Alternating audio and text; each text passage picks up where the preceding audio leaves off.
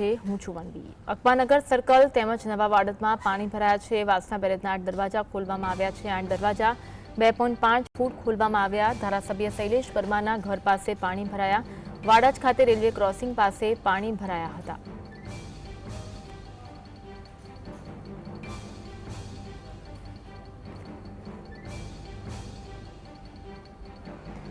અમદાવાદ શહેરમાં આજે જન્માષ્ટમીના તહેવાર દરમિયાન મેઘરાજાએ ધમાકેદાર બેટિંગ કરી છે। શહેરના પૂર્વ અને પશ્ચિમ બંને વિસ્તારોમાં ધોધમાર વરસાદ શરૂ થયો। ખાસ કરી પૂર્વ અમદાવાદના કૃષ્ણનગર, એરપોર્ટ રોડ, કુબેરનગર, સરદારનગર, ઠક્કરબાપાનગર, વટવા અને ઈસનપુર વિસ્તારોમાં ભારે વરસાદ ખાબક્યો। આ ઉપરાંત એસજી હાઈવે, થલતેજ, પકવાન અને જોધપુર વિસ્તારોમાં પણ હળવાથી મધ્યમ વરસાદ જોવા મળી રહ્યો છે। અમદાવાદમાં આજે વહેલી સવારથી ધોધમાર વરસાદે શહેરના ઘણા વિસ્તારોને પાણીમાં ગરકાવ કરી દીધા છે। ખાસ કરીને પૂર્વ અમદાવાદના બાપુનગર, નરોડા, ઠક્કરનગર, કૃષ્ણનગર, મણિનગર, અકબરનગર અને વસ્ત્રાલ જેવા વિસ્તારોમાં રસ્તાઓ પર ગોઠણસમું પાણી ભરાયું, જેના કારણે રહેવાસીઓ અને વાહન ચાલકોને ભારે હાલાકીનો સામનો કરવો પડી રહ્યો છે। મીઠાખડી અને અકવાનગર અંડરપાસ સહિત શહેરના 3 અંડરપાસને પાણી ભરાવાના કારણે બંધ કરવામાં આવ્યા છે।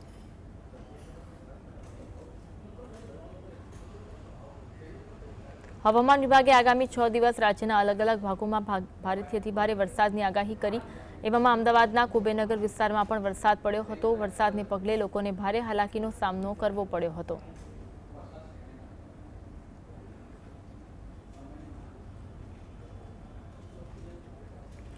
અમદાવાદના પોશ વિસ્તાર ગણાતા નારાયણપુરામાં પણ મુખ્ય રસ્તા પર ઘૂંટણસમાં પાણી ભરાયા હતા। શહેરના નારાયણપુરાના શાસ્ત્રીનગર વિસ્તારમાં ઘૂંટણસમાં પાણી ભરાતા વાહન ચાલકો પરેશાન બન્યા।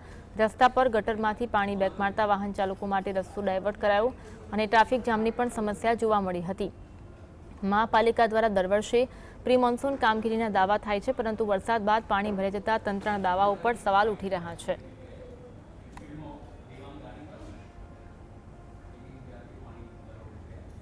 અમદાવાદમાં ભારે વરસાદને કારણે તંત્રે શહેરમાં આવેલા અંડરપાસ બંધ કરવાની ફરજ પડી છે। અમદાવાદના મીઠાખડી અંડરપાસ અને વાડદનો અકબરનગર અંડરપાસ બંધ કરવામાં આવ્યો હતો। અંડરપાસમાં પાણી ભરાઈ જવાથી કોઈ જોખમી રીતે વાહન પસાર ન કરે તે માટે તંત્રે અંડરપાસ બંધ કર્યો। ભારે વરસાદને કારણે વાસના બેરેજના 8 દરવાજા 2.5 ફૂટ ખોલાયા, જેથી સાબરમતી નદીમાં પાણીનું લેવલ જળવાઈ રહે અને વરસાદમાં પાણી નદીમાં પહોંચી શકે।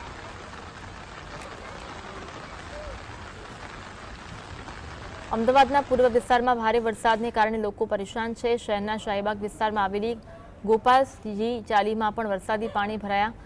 ગોપાલજીની ચાલીમાં રામકથાનું વાંચન ચાલી રહ્યું હતું અને ભારે વરસાદથી પાણી ભરાયા, તેમ છતાં પણ રામકથાનું વાંચન યથાવત જોવા મળ્યું।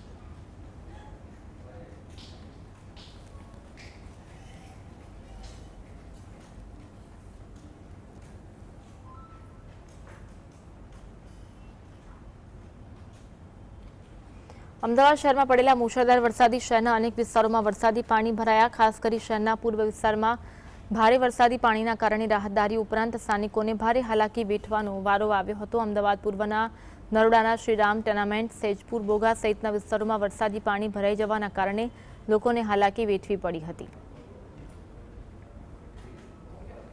અમદાવાદમાં ઠેર ઠેર વરસાદી પાણી ભરાયા હતા। ભારે વરસાદના કારણે અનેક વિસ્તારો જળબંબાકાર બન્યા હોય તેવા દ્રશ્યો જોવા મળ્યા।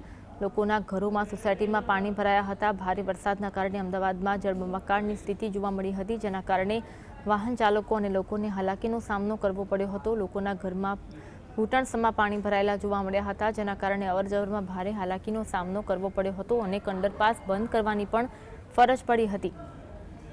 અમદાવાદનો પૂર્વ વિસ્તાર હોય કે પશ્ચિમ વિસ્તાર, ઠેર ઠેર વરસાદી પાણી ભરાયેલા જોવા મળ્યા હતા। અમદાવાદના વિવિધ વિસ્તારોમાં વરસાદ શરૂ થયો હતો। વીજળીના કડાકા સાથે વસ્ત્રાપુરમાં વરસાદ પડ્યો। હવામાન વિભાગ દ્વારા આગામી 6 દિવસ સુધી ભારે વરસાદની આગાહી વ્યક્ત કરવામાં આવી છે।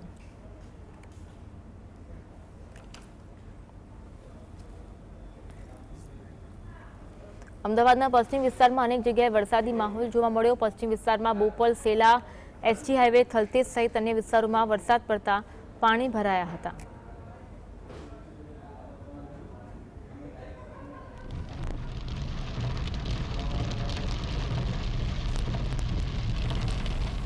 અમદાવાદમાં વરસાદે પોતાની તોફાની બેટિંગ શરૂ કરી હતી।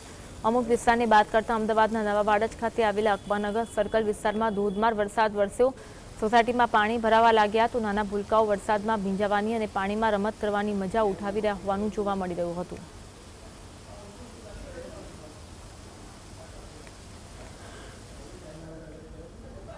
અમદાવાદના પોશ વિસ્તાર એવા વસ્ત્રાપુરમાં પણ વરસાદી પાણી ભરાઈ રહેવાની સમસ્યા યથાવત જોવા મળી। વસ્ત્રાપુરના આલ્ફા 1 મોલ તરફના રસ્તા પર વરસાદી પાણી ભરાયા। વરસાદી પાણી ભરાઈ જવાથી વાહન ચાલકોને હાલાકી વેઠવી પડી હતી।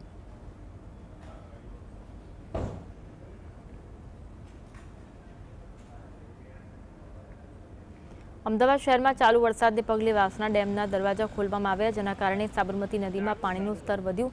શહેરના પૂર્વ વિસ્તારમાં ધોધમાર વરસાદને લીધે મણિનગર, વટવા, ઈસનપુર, ખોખરા, હાટકેશ્વર, જસોદાનગર અને સીટીએમ જેવા અનેક વિસ્તારોમાં પાણી ભરાયું હતું। નીચાણવાળા વિસ્તારોમાં જળબંબાકારની સ્થિતિ સર્જાઈ, જેના કારણે ટ્રાફિક અને રોજિંદા જીવન પર અસર પડી। અમદાવાદ મ્યુનિસિપલ કોર્પોરેશન અને વહીવટી તંત્ર દ્વારા પાણીનો નિકાલ કરવા અને રાહત કાર્ય માટે તાત્કાલિક પગલાં લેવામાં આવી રહ્યા છે।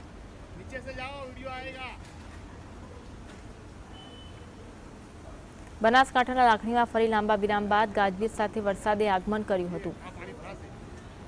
બનાસકાંઠાના લાખણી પંથકમાં વરસાદ શરૂ થતાં બફારા અને ગરમીથી લોકોને રાહત મળી હતી। બનાસકાંઠામાં ફરી એકવાર વરસાદનું આગમન થતાં બફારાથી લોકોને રાહત મળી। બનાસકાંઠાના લાખણીમાં ફરી લાંબા સમયના વિરામ બાદ ગાજવીજ સાથે વરસાદે આગમન કર્યું। બનાસકાંઠાના લાખણી પંથકમાં વરસાદ શરૂ થતાં બફારા અને ગરમીથી લોકોને રાહત મળી હતી। ગુજરાતમાં આગામી 6 દિવસ વરસાદની આગાહી કરવામાં આવી છે, જેના પગલે અનેક વિસ્તારોમાં વરસાદી માહોલ જોવા મળી રહ્યો છે। અમરેલી જિલ્લામાં ગઈકાલે ભારે વરસાદે હાહાકાર મચાવ્યો છે। ખાસ કરીને ધારીના ગીરકાંઠા વિસ્તારમાં ધોધમાર વરસાદને કારણે નદી નાળાઓ છલકાયા। દલખાણીયા અને આસપાસના વિસ્તારોમાં ભારે વરસાદ ખાબકતા સ્થાનિક ચેકડેમ છલકાયો અને નજીકની નદીમાં પૂરની સ્થિતિ સર્જાઈ હતી।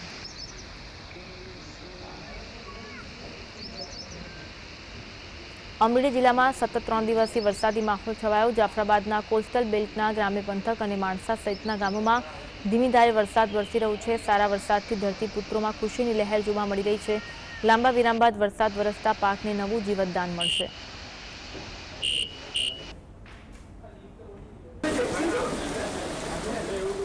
જન્માષ્ટમીના પર્વ પર સમગ્ર રાજ્યમાં ભક્તો ડાકોરના કાળિયા ઠાકોરને દર્શને પહોંચ્યા, ત્યારે મેઘરાજાએ પણ હિત વરસાવ્યું હતું। 8 થી 9 દિવસના વિરામ બાદ રાજ્યના મોટાભાગના વિસ્તારોમાં મેઘો મહેરબાન થયો, ત્યારે ડાકોરમાં પણ વરસાદી માહોલ જામ્યો।